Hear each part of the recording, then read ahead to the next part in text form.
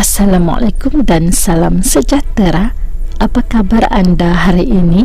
Diharapkan anda semua sehat dan ceria selalu bersama keluarga yang tersayang. Pada hari ini, saya akan kongsikan 8 faktor pelajar malas belajar. Faktor yang pertama, tiada matlamat yang jelas. Apa itu matlamat? Matlamat ialah sesuatu yang ingin kita capai. Oleh itu, cuba kamu fikirkan kenapa kamu perlu belajar. Apa yang kamu ingin capai? Jika kamu belajar, apa manfaat yang kamu dapat? Apa matlamat hidup kamu? Apa yang kamu mahu capai dalam 10 atau 20 tahun akan datang? Kamu mahu jadi apa? Dengan adanya matlamat, kamu akan terarah untuk melakukan apa sahaja bagi mencapai matlamat tersebut. Jika tiada matlamat yang jelas, kamu akan rasa malas dan tidak bermotivasi untuk belajar. Faktor yang kedua, berasa cukup selesa dengan apa yang ada. Terdapat juga sesetengah pelajar yang rasa dirinya sudah mempunyai segala apa yang diperlukan, seperti rumah yang selesa, kewangan yang mencukupi, keluarga yang sentiasa menyayangi. Apa saja yang mereka mahu, senang untuk diperolehi. Oleh itu, mereka mempunyai rasa malas. Cuba bayangkan jika ibu bapa kamu sudah tiada nanti. Kita tidak tahu siapa yang akan pergi dahulu. Jadi, kamu perlu ada semangat belajar untuk persediaan diri menghadapi kehidupan akan datang dan meningkatkan lagi taraf kehidupan kamu. Faktor yang ketiga, tidak cukup rehat dan tidur.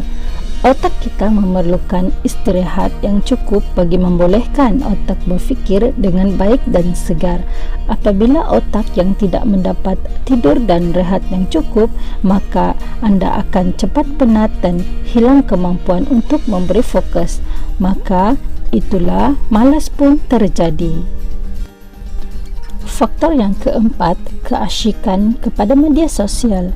Media sosial seperti Facebook, WhatsApp, Instagram, TikTok, permainan online, Twitter dan sebagainya memberikan manusia peluang dapat berinteraksi antara satu dengan yang lain secara langsung tanpa mengira waktu dan lokasi hanya dengan capaian internet.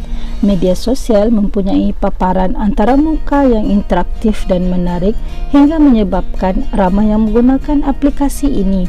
Ada juga yang telah ketagih menyebabkan mereka menganggap media sosial lebih menarik daripada belajar. Tidak salah menggunakan media sosial, tetapi kita perlu menggunakan media sosial secara berhemah dan ada hadnya agar ia tidak memudaratkan diri kita.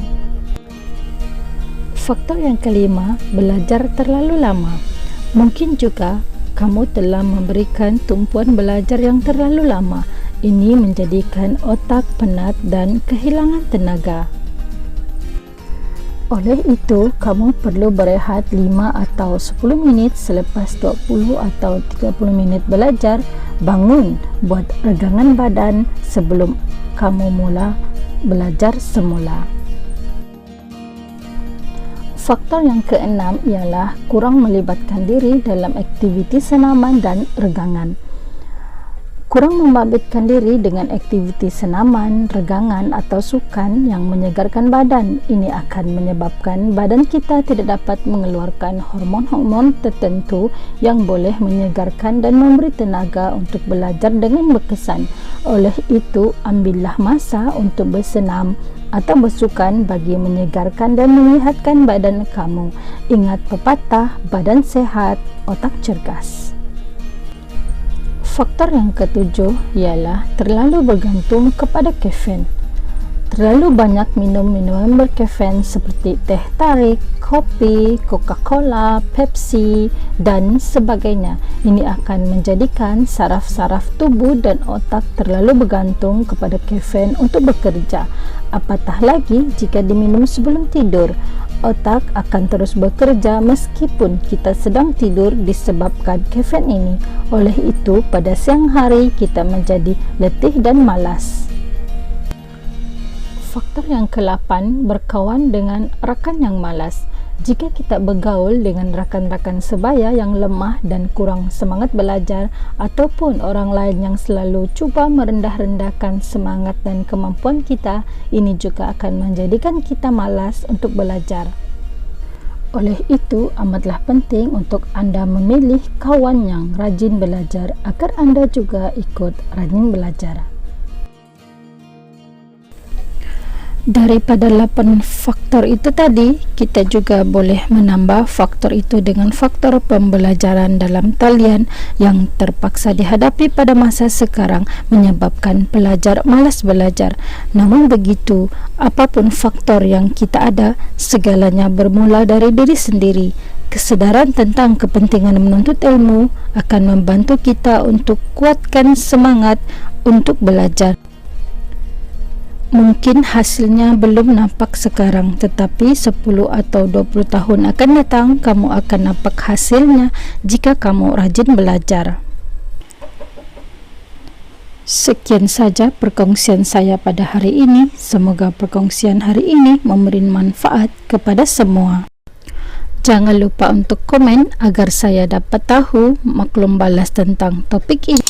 Dan jangan lupa subscribe channel ini agar memudahkan Anda mendapat video saya dan meningkatkan semangat saya untuk menghasilkan video lagi selepas ini. Sekian, terima kasih kerana menonton. Jumpa lagi di video yang lain.